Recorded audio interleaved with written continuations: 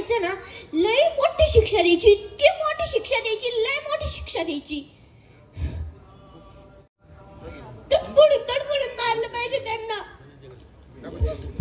कृष्णाला लगेच मारहाण करायला लागले. माझे वडील ते किळून पळत होते तरी त्यांच्या मागे लागून त्यांना मारत होते. जवळक त्या दोन व्यक्तीचा एन्काउंटर होणार नाही ना, तवरक माझ्या कुटुंबाला व शिर्डीकरांना आत्म्याला शांती बसणार नाही. त्या दोघांचा एन्काउंटर झालाच पाहिजे. मला माननीय मुख्यमंत्र्यांना एकच विनंती आहे की तुमची जशी लाडक्या बहिणीची तुम्ही काळजी घेत आहात ना, तसे तुमच्या लाडक्या भावाची पण काळजी घ्या. आज तुमचा लाडका भाऊ सुद्धा उपस्थित असणाऱ्या सर्वच माता भगिनी आणि शिर्डी ग्रामस्थांचे या ठिकाणी प्रथमतः आभार व्यक्त करतो. कारणही तसंच घडलं. सोमवारची 3 तारीख उजडली. पहाटेच्या सुमारास नेहमीप्रमाणे साईबाबा संस्थांमध्ये सेवा देणारे सुभाष साहेबराव घोडे व नितीन शेजूळ हे दोघे साईबाबांचे कर्मचारी नेहमीप्रमाणे आपल्या कामावर जाण्यासाठी बाबांच्या सेवेत देण्यासाठी त्या ठिकाणी निघाले. त्याचबरोबर 62 वर्षाचे वयोवृद्ध असणारे कृष्णा देहेरकर हे आपल्या मुलाला स्टँडवर सोडून गेले आणि घरी परत येण्यासाठी निघाले. असं असताना या तिघांवरही प्राणघातक हल्ला झाला आणि या तिघांपैकी 2 जणांची क्रूर पद्धतीनं हत्या करण्यात आली. त्याचबरोबर जे कृष्णा देहेरकर होते 62 वर्षाचे वयोवृद्ध, ते कसेबसे वाचले. या हल्ल्यातून ते बचावले, परंतु आजही ते PMT या ठिकाणी गंभीर स्वरूपात उपचार घेत आहे. ते आजारी आहेत. या हल्ल्यामध्ये सुभाष साहेबराव घोडे व नितीन शेजूळ यांना आपल्या प्राणास मुकावे लागले. ही अतिशय निंदनीय घटना आपल्या शिर्डीकरांसमोर आज आली आणि आज उभी राहिली. या निमित्तानं आज आपण या ठिकाणी ग्रामसभेचं नियोजन केलं आहे आणि ऐतिहासिक अशा ग्रामसभेला या ठिकाणी उपस्थित झालो. मशाल मोर्चाच्या माध्यमातून आपण या ठिकाणी ग्रामसभा या ठिकाणी आयोजित केली, संपन्न केली आणि आज या ठिकाणी ग्रामसभा होते. त्याच्यामुळे मी या ठिकाणी विनंती करेल, प्रथम या ग्रामसभेचं प्रास्ताविक करण्यासाठी मी नितीन कोते यांना या ठिकाणी निमंत्रित करतो. दुर्दैवी अशा घटनेच्या निषेधार्थ आपण सर्वजण या ठिकाणी जमलेलो आहोत. खरं तर अतिशय वाईट घटना आपल्या शिर्डी घडली, ज्यामध्ये नितीन शेजूळ जो साईबाबा संस्थांमध्ये सुरक्षा रक्षक म्हणून कार्य करत होते, त्याचप्रमाणे सुभाष घोडे जे मंदिरामध्ये चौबदार होते, या दोघांना या ठिकाणी ज्या काही आरोपींनी अतिशय निर्गुणपणे त्यांची हत्या केली. त्याचप्रमाणे आपल्या शिर्डीतीलच कृष्णा साळी यांच्यावर देखील प्राणघातक हल्ला त्या ठिकाणी त्या आरोपींनी केला. खरं तर ही घटना घडल्यानंतरच त्याच्या दुसऱ्याच दिवशी मान्य नामदार राधाकृष्ण विखे पाटील साहेब तसंच सर्व अधिकारी व शिर्डीतील काही प्रमुख ग्रामस्थ यांची बैठक त्या ठिकाणी संपन्न झाली आणि त्यानंतर खऱ्या अर्थाने या सर्व गोष्टींना जे काही ज्या पद्धतीने त्याचा चौकशी किंवा जे काही पद्धतीने त्याला गती मिळायला पाहिजे होती आणि त्या अर्थाने सुरू झाली व आरोपींना लगेचच त्या दिवशी त्या ठिकाणी अटक झाली. पण ही सर्व घटना घडत असताना ह्या घटनेच्या 2च दिवस अगोदर गणेशवाडीतील अमोल माळी यांच्या पत्नी यांना देखील या आरोपींनी मारहाण केली होती आणि ही आमची माता भगिनी त्या ठिकाणी पोलीस स्टेशनला गेली व तिने त्या ठिकाणी तक्रार दाखल केली होती. मला या ठिकाणी पोलीस सर्व अधिकारी आहे, तुम्हाला विचारायचं आहे की तुम्ही त्या ठिकाणी तिची तक्रार दाखल का करून घेतली नाही आणि आमच्या माहितीप्रमाणे ती घेतली तर LC घेतली. तर ह्या संबंधित जो कोणी अधिकारी असेल खरं तर त्याच्यावर कारवाई या ठिकाणी निश्चित व्हायला पाहिजे किंवा त्याची चौकशी व्हायला पाहिजे. कारण त्या महिलांनी ज्यावेळेस या सर्व गोष्टी या आरोपींनी आरोपींनी अमोल माळींच्या मिसेसच्या कानामागं मारली. त्या महिलांनी आम्हाला सुजय दादा आम्ही बापू होते, गावातले बरेच मान्यवर होते, त्या महिलांनी आम्हाला दाखवलं होतं तिचं पूर्ण तोंड काळं निळं झालं होतं. तर वेळीच जर पोलिसांनी त्या आरोपीला त्या ठिकाणी, आणि विशेष म्हणजे तुम्हाला माहित नसेल तर हे दोन्ही आरोपी तडीपार होते. मग तडीपार असताना शिर्डीमध्ये हे काय करत होते, मग पोलीस स्टेशन काय करत होतं, यांच्यावरती तडीपारीची कारवाई का झाली नाही, हे कसं काय मोकाट फिरत होते आणि ते तडीपार असतानाही शिर्डीतून कधीही एक दिवस सुद्धा बाहेर गेले नाही. त्यांचं वास्तव्य त्याच ठिकाणी त्याच परिसरामध्ये आणि ह्यामध्ये फक्त 2च आरोपी नाही, यांची टोळी आहे आमच्या माहितीप्रमाणे 10 ते 15 जण या टोळीमध्ये आहे. तर पोलिसांना विनंती आहे, जे कोणी असतील तुम्ही त्यांच्यावर त्वरित कारवाई करावी, त्यांना या ठिकाणी समोर आणावं. त्याचप्रमाणे आपण आज बघत आहात शिर्डीमध्ये 2 दिवसापूर्वी परत कट्टे काडतूस सापडले. शिर्डीत राजरोसपणे कट्टे मध्यंतरी 1-2 महिन्यापूर्वी काही हॉटेल कर्मचाऱ्यांना कोयते दाखवले, त्याचा देखील सीसीटीव्ही फुटेज सर्व मीडियामध्ये या ठिकाणी आला होता. आज आपण बघितलं तर साई भक्त सुद्धा या ठिकाणी सुरक्षित नाही. ही घटनाची घडली दुर्दैवाची आहे. यात जे मरण पावलेले ते आपल्या कुटुंबातीलच आहे. पण सुदैवाने आपण एक विचार करा, जर तो कोणी साई भक्त असता तर काय मेसेज गेला असता. एकदम अतिशय चुकीची घटना म्हणजे मेसेज गेला असता. तर आपण आपली शिर्डी सुरक्षित करण्यासंदर्भात आता आपल्याला पोलीस स्टेशनवर जबाबदारी विसंबून न राहता आपल्याला देखील 2 पावलं पुढे आलं पाहिजे. आणि म्हणूनच शिर्डी ग्रामस्थांनी जी काही बैठक घेतली त्याच्यामध्ये या ठिकाणी अभय भैयाने देखील मांडलेलं आहे की वार्ड वाईज या ठिकाणी ग्राम दल या ठिकाणी आपण स्थापन करणार आहोत. ग्राम रक्षा दल या ठिकाणी स्थापन करणार आहोत. जे कोणी आपण इच्छुक असाल तर कृपया आपण या ठिकाणी संपर्क करून आपण एक चांगलं काम या निमित्ताने शिर्डी सुधारण्यासाठी केलं पाहिजे. त्याचप्रमाणे आपण वारंवार बघतो की आपल्या शिर्डीतील काही ग्रामस्थ असतील किंवा पोलीस अधिकारी असतील, हे वारंवार सांगतात की आमच्याकडं मनुष्यबळ कमी आहे, आमच्याकडं मंजूर मनुष्यबळ 150 का 200 आणि प्रत्यक्ष 60-70च आहे. पण आपण सर्वांनी या ठिकाणी बघितलेलं आहे की यापूर्वी देखील काही अधिकारी या शिर्डी पोलीस स्टेशनला होऊन गेले आणि त्यांनी ह्याच मनुष्यबळामध्ये अतिशय चांगलं काम या ठिकाणी केलं आहे. पोलिसांचा धाक जर असला तर तुम्हाला मनुष्यबळाची गरज नाही असं आम्हाला ग्रामस्थांना या निमित्ताने वाटतं. आणि तुम्ही अजून आपल्या सुधारणा करून घ्यावा या निमित्ताने मी आपल्याला सांगतो. तसेच अवैध वाहतुकी संदर्भात देखील आजच्या सभेमध्ये सर्व मान्यवर या ठिकाणी सांगणारच आहे. आणि जे आपण या सभेच्या निमित्ताने काही मान्यवरांनी या ठिकाणी मागणी केली की आपण आपल्या ग्रामदैवत हनुमान मंदिरामध्ये या ठिकाणी आपण तक्रार पेटी ठेवू. आणि म्हणजे पहिल्यांदाच आपल्या शिर्डीमध्ये अशी घटना घडली की आपण तक्रार पेटी ठेवली आणि त्या तक्रार पेटीमध्ये जवळजवळ 150 ते 200 तक्रारी या ठिकाणी, आणि त्या पण सार्वजनिक स्वरूपाच्या, त्या कोणाच्याही वैयक्तिक हेवे द्यावायच्या नाही.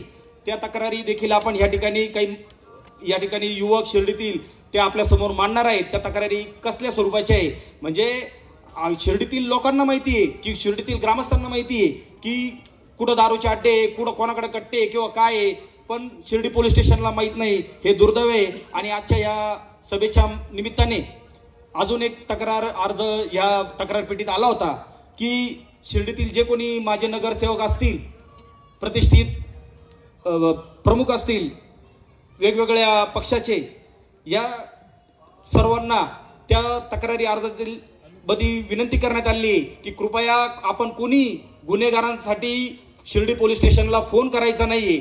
शिवाय काही लोकांनी कोर्टामध्ये देखील वकिलांची फी सुद्धा दिली किंवा त्या गुन्हेगारांना पाठीशी घालण्याचं काम केलंय. आज ही ग्रामसभा संपत असताना आपण सर्वांनी या ठिकाणी शपथ घ्यायची आहे साईबाबांना स्मरून की आपण या गुन्हेगारांना पाठीशी घालणार नाहीत. आणि आजच्या या ग्रामसभेच्या निमित्ताने मी आपल्याला परत जे कोणाला आपलं मनोगत या ठिकाणी 2 मिनिटात 1 ते 2 मिनिटातच आपण व्यक्त करायचं आहे. आणि त्याचप्रमाणे परत त्याच मुद्द्यावर आपण बोलायचं नाही. आणि तसेच आपल्याला एक नम्र विनंती आहे की जे काही मुद्दे आपल्याला ह्या दुहेरी हत्याकांड असतील किंवा शिर्डी पोलीस स्टेशन संदर्भात असतील, याच्या व्यतिरिक्त आपण कुठलाही मुद्दा या ठिकाणी मांडू नये अशी मी आपल्याला विनंती करतो व थांबतो. ऐतिहासिक अशा ग्रामसभेचे अध्यक्ष, राहता बाजार कृषी समितीचे सभापती श्री ज्ञानेश्वर आबा गोंदकर यांनी स्वीकारावे अशी मी सर्व ग्रामस्थांतर्फे नम्र विनंती करतो.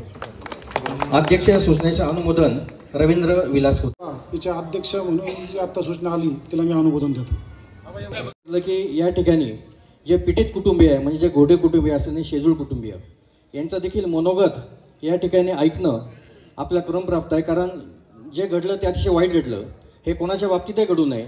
आणि शिर्डीचे सर्व ग्रामस्थ हे सर्व या पीडित कुटुंबाच्या बरोबर आहेत. यासाठी मी विनंती करतो की घोडे परिवारातील कोणी असेल त्यांनी या ठिकाणी मनोगत करायचं.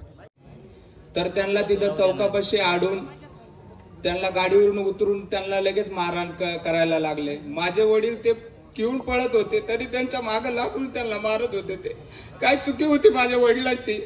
ते फक्त माझे वडील नव्हते, आपले शिर्डीकरांचे वडील होते. ते त्यांना काबर मारलं?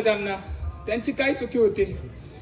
त्यांची ही चुकी होती की भावांसोबत भावासारखं वागावं, लेकरांच्या इच्छा पूर्ण करावं, पत्नीच्या इच्छा पूर्ण करावं, ही चुकी होती का? त्यांना का मारण्यात यावं?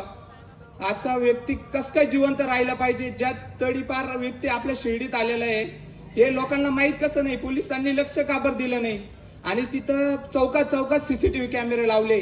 ते माणूस मेल्यानंतर सीसीटीव्ही कॅमेऱ्याचं फुटेज दाखवण्यासाठी लावले का? ते फुटेज कंटिन्यू आपण पाहिलं पाहिजे. कुठं काही घटना चालू आहे का नाही तिथं लक्ष द्यायला पाहिजे. आज माझ्या वडिलांसोबत झाले ते अजून कोणासोबत व्हायला नाही पाहिजे. आणि गुन्हेगारी कधी संपत नाही. जवरक गुन्हेगार संपत नाही तवरक गुन्हेगारी संपत नाही. आणि जवरक त्या दोन व्यक्तीचा एन्काउंटर होणार नाही ना तवरक माझ्या कुटुंबाला व शिर्डीकरांना आत्म्याला शांती बसणार नाही. त्या दोघांचा एन्काउंटर झालाच पाहिजे.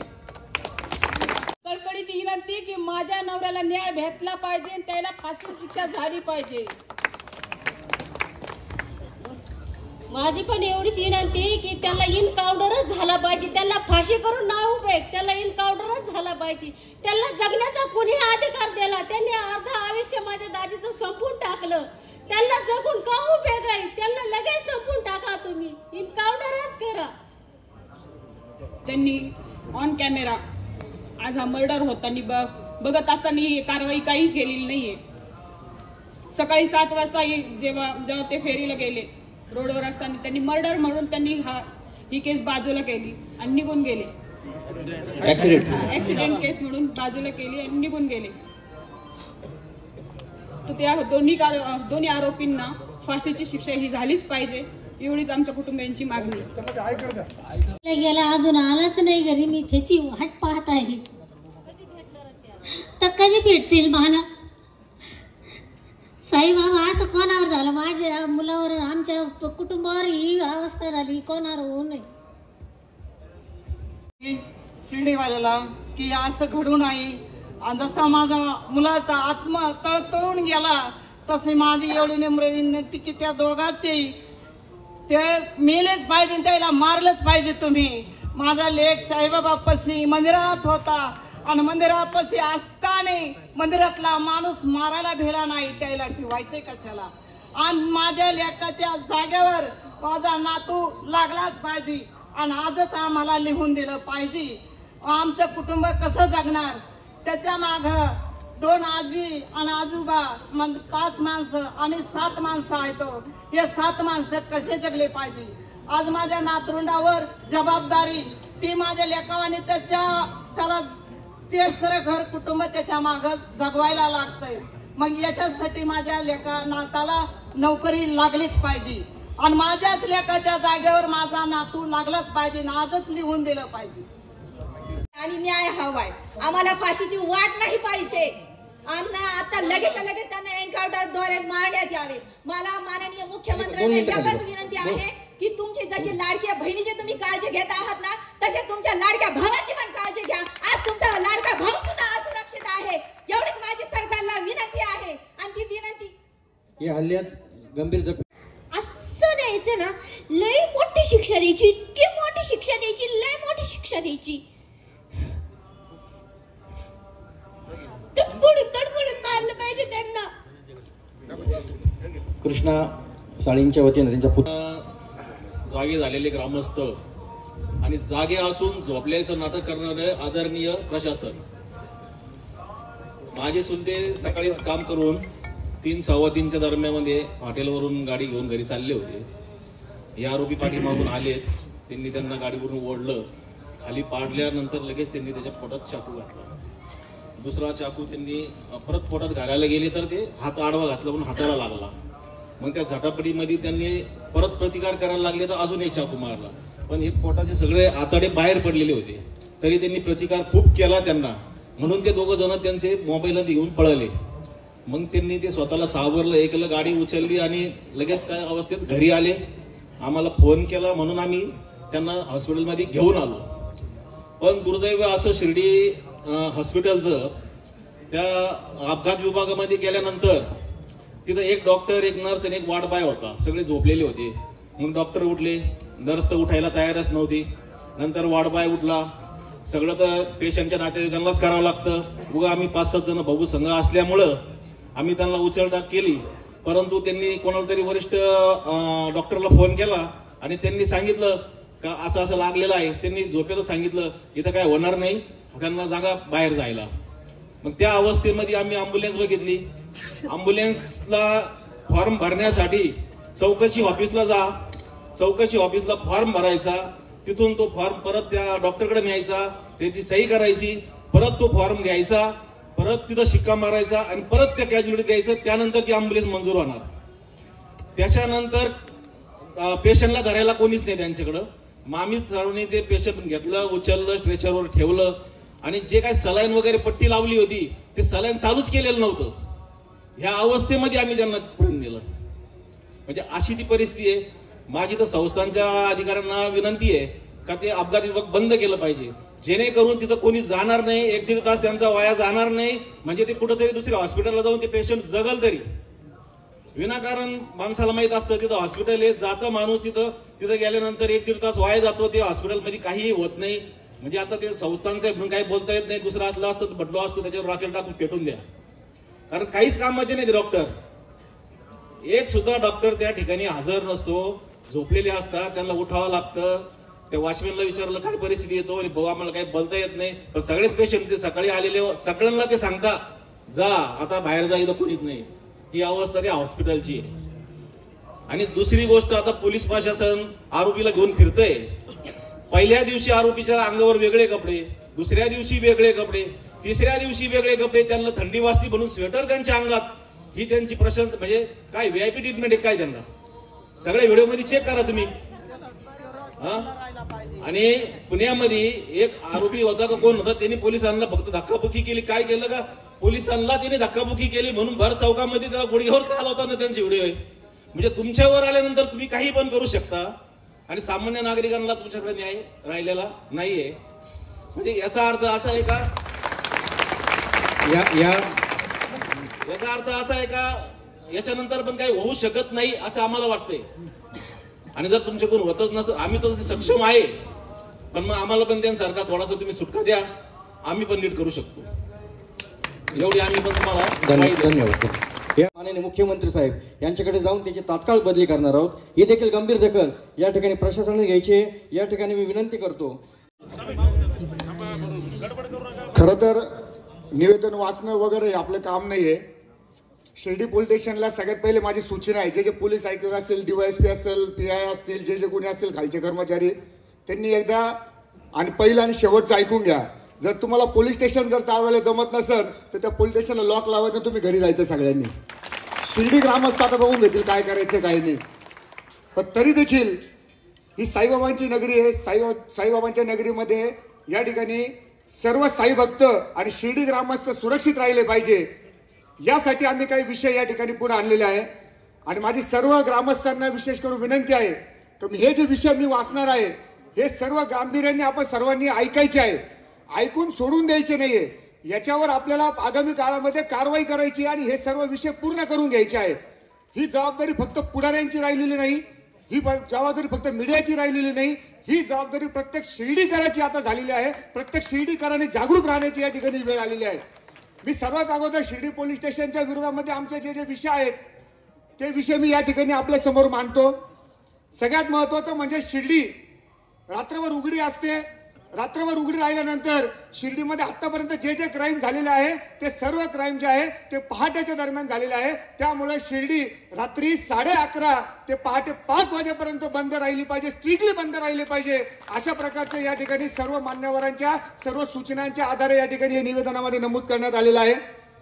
शिर्डीमध्ये अनेक फुल दुकानदार या ठिकाणी भक्तांची लूटमार करतात, अशा अनेकदा तक्रारी झालेल्या आहेत.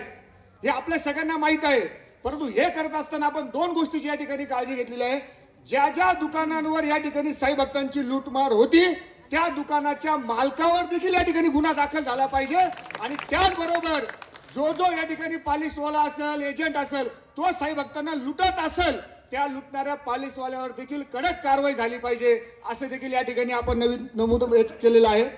दुसरी गोष्ट, हार प्रसादाचे दुकान ज्यावेळेस मंदिरामध्ये सकाळी 7 वाजता या ठिकाणी हारप्रसाद स्वीकारले जातात, आपण पहाटेच खोटं बोलून या ठिकाणी भक्तांना हारप्रसाद देतो. नाईलाजाने त्याचा उपयोग होत नाही आणि या ठिकाणी साईबाबा संस्थांचे कर्मचारी ते अगोदर काढून घेतात आणि भक्तांच्या भावनेचा अनादर होतो. त्यामुळे फुलाचे दुकान जे आहे ठरलेल्या वेळेमध्ये सकाळी 7 ते रात्री 9 वाजेपर्यंत फक्त चालू ठेवायचे. या संदर्भामध्ये वेगळी मीटिंग पुन्हा एकदा होणार आहे. दुसरी गोष्ट आहे, जे साई भक्तांना अनेक लूटमार करतात, अनेक वेगवेगळ्या पद्धतीने लूटमारी करतात, अशा सर्व क्षेत्रातील सर्व एजंटवर कायमस्वरूपी बंदी घालण्यात यावी, त्यांच्यावर गुन्हे दाखल करण्यात यावं अशा प्रकारे देखील आपण या ठिकाणी निवेदनामध्ये नमूद केलेलं आहे. शिर्डी शहरामध्ये अनेक वेगवेगळ्या प्रकारचे टोळे झालेले आहे. आज एखाद्या सर्वसामान्य माणसाने एकट्याने फिरायची सोय राहिलेली नाही. कधी 5-50 मुलं गोळा होतील आणि कधी कोणत्या पुढाऱ्यावर, कोणत्या शिर्डी ग्रामस्थावर, साई भक्तावर हल्ला करतील आणि त्याला लुटतील, अशी परिस्थिती निर्माण झालेली आहे. त्यामुळे या सगळ्या टोळ्यांवर मोकोका गुन्हा दाखल झाला पाहिजे, या सगळ्यांना अटक झाली पाहिजे अशा प्रकारचं निवेदनामध्ये आपण निवेद केलेलं आहे. शिर्डी शहरामध्ये आपल्या सगळ्यांना माहित आहे, जे आता 2 खून झाले, हे 2 खून झाल्यानंतर मला शिर्डीमध्ये याच्यापूर्वी झालेले 2 खून आठवले. आपल्या गावातील या ठिकाणी रचित पाटणी आणि आपला सगळ्यांचा आवडता मी जंगल्या, तो जंगल्या माझा मित्र होता म्हणून त्याचं जंगल्या नाव घेतो, तर त्याचा या ठिकाणी खुले आम त्यांना मारून टाकण्यात आलं होतं. त्याच प्रकारचे 2 निर्गुण खून 14 वर्षांनी शिर्डीमध्ये परत झालं. हे सगळं अपयश जे आहे शिर्डी पोलीस स्टेशनचं आलं. आम्ही त्यावेळेस मोठा आवाज उठवला, अनेक लोक आले, आंदोलन झालं, आम्ही रास्ता रोको झालं, आमच्यावरच गुन्हे दाखल झाले. कमलाकर कोते माझ्यावर गुन्हे दाखल झाले. शिर्डी पोलीस स्टेशनला माझी विनंती आहे की आता जर यापुढे अशा प्रकारच्या जर घटना घडल्या तर आम्ही तुम्हाला सोडणार नाही, ही सगळी जबाबदारी तुमची असणार आहे. त्यामुळे या टोळ्यांवर कारवाई झाली पाहिजे. जे आता 2 गुन्हे खून झाले, ज्यांनी खून केले ते दोघं तडीपार होते. असे अनेक गुन्हेगार तडीपार बाहेरून शिर्डीमध्ये येतात. त्याचप्रमाणे शिर्डीतले काही तडीपार गुन्हेगार आहेत, अशा लोकांना शिर्डीमध्ये जर दिसले तर त्यांच्यावर कडक कारवाई झाली पाहिजे अशा प्रकारे देखील आपल्या निवेदनामध्ये नमूद केलेलं आहे. शिर्डीमध्ये आपल्या सगळ्यांना माहिती आहे, कोणत्या गल्ली बोळामध्ये जा तुम्हाला बेवडे भाटताना दिसतील, साई भक्तांना छेडछाड करताना दिसतील. तर अशा सगळ्या बेवड्यांमुळे हे गावठी दारूचे अड्डे एकदा बंद झाले पाहिजे आणि गावठी दारूच्या अड्ड्याबरोबर जे मटक्याचे धंदे, ते मटक्याचे धंदे देखील बंद झाले पाहिजे असं आमचं या ठिकाणी पोलिसांना निवेदन आहे. शिर्डी शहरातील अनेक मालमत्ता धारकांना माझी विनंती आहे, हे मी जे विषय सांगतो या विषयामध्ये ग्रामस्थांची बैठक झाली आणि त्या बैठकीतून विषय पुढे आले. त्याच्यामुळे मी आपल्या सगळ्या शिर्डी ग्रामस्थांना विशेष करून सांगतो, ज्यांच्या खोलीमध्ये भाडेकरू आहेत ते भाडेकरू बऱ्याचदा परप्रांतीय असतात. अनेकांची आपल्याला ओळख नसते, अनेकांचे आधार कार्ड नसतात. कोणीतरी सांगतं म्हणून आपलं भाडे मिळेल म्हणून आपण त्यांना रूम देतो आणि ते लोक गुन्हे करतात आणि निष्पाप लोकांना मारून टाकतात. त्याच्यामुळे ज्यांच्या भाडोत्री खोल्या आहे त्यांनी सगळ्यांनी त्याचं संमतीपत्र घ्यायचं, तो जिथून आला तिथून नॉन क्रिमिनल सर्टिफिकेट घ्यायचं आणि त्याचबरोबर त्याचं ओळखपत्र असणं बंधनकारक आहे. आणि जर असं केलं नाही तर त्या घर मालकावर गुन्हा दाखल करायचा अशा प्रकारचं देखील या ठिकाणी निवेदनामध्ये आपण नमूद केलेलं आहे. ज्या गुन्हेगार ज्या ठिकाणी असतील त्या ठिकाणी त्या घर मालकांवर कडक कारवाई करण्यात येईल. त्याचप्रमाणे आपल्या सगळ्यांना माहिती आहे, हा खरं तर अनेक चौकांमध्ये वेश्या उभ्या असतात, पोलीस काहीच करत नाही, आमच्या अंतर्गत येत नाही, असं करत नाही, तसं करत नाही, असं चुकीचं या ठिकाणी वक्तव्य करतात आणि त्याचा डोळेझाक करतात. परंतु ज्या ठिकाणी वेश्या व्यवसाय चालतात त्या सगळ्या लॉजेसवर, त्या महिलांवर आणि त्या मालकांवर सगळ्यांवर गुन्हे दाखल झाले पाहिजे असं देखील आपण या ठिकाणी नमूद केलेलं आहे. शिर्डीमध्ये आता नवीन धंदा सुरू झालेला आहे, अनेक जण सावकारकी सुरू झालेली आहे, तर त्या खाजगी सावकारांवर सगळ्यांवर गुन्हे दाखल झाले पाहिजे असा देखील एक विषय आहे. मंदिर परिसर आणि त्याचबरोबर पालखी रोड आणि यासह संपूर्ण शिर्डी शहर सीसीटीव्हीच्या नियंत्रणाखाली आलं पाहिजे अशा प्रकारे देखील आपण या ठिकाणी निवेदनामध्ये म्हटलं आहे. शिर्डीमध्ये विविध वस्त्यांमध्ये अवैधरित्या बांगलादेशी राहतात, अनेक परप्रांतीय राहतात, त्यांच्यावर कारवाई झाली पाहिजे असं देखील आपण या ठिकाणी निवेदनात म्हटलं आहे.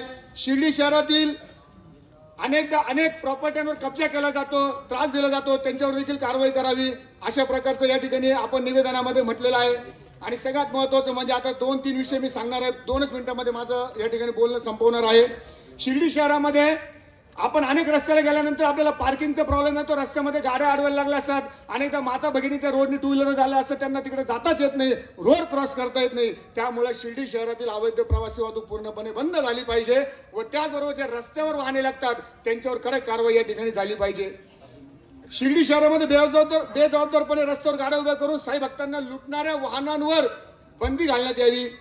त्याचप्रमाणे रोडवर अनेक जण मुद्दाम हॉर्न वाजवतात, कोणी सायलेन्सरचं ते हे काढून घेतात, जोर जोरात गाडीचा रेस वाढवतात आणि नागरिकांना साई भक्तांना त्रास देतात. अशांवर कारवाई झाली पाहिजे. शिर्डीतील सर्व सिग्नल व्यवस्था सुरू झाली पाहिजे. अनधिकृतरित्या जे जे रोड तुम्ही बंद केलेले आहेत शिर्डी ग्रामस्थांसाठी ते पूर्व सुरू केले पाहिजे असं देखील आपण या ठिकाणी निवेदनामध्ये म्हटलेलं आहे. रस्त्यावर अवैध पार्किंग करणाऱ्या वाहनांवर कडक कारवाई करण्यात आली पाहिजे.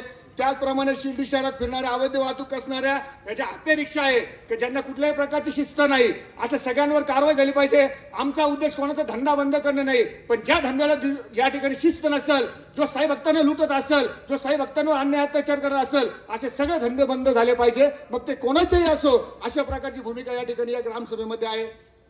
शिर्डी नगर परिषद व साईबाबा संस्थान यांच्या सहकार्याने खाजगी बसेस थांबे या ठिकाणी आपण वेगवेगळ्या गाड्यांना वेगवेगळ्या बसेससाठी या ठिकाणी करण्यात यावे. अशा प्रकारचं या ठिकाणी शिर्डी पोलीस स्टेशनला व वाहतूक शाखेला आपण या ठिकाणी निवेदन दिलेलं आहे.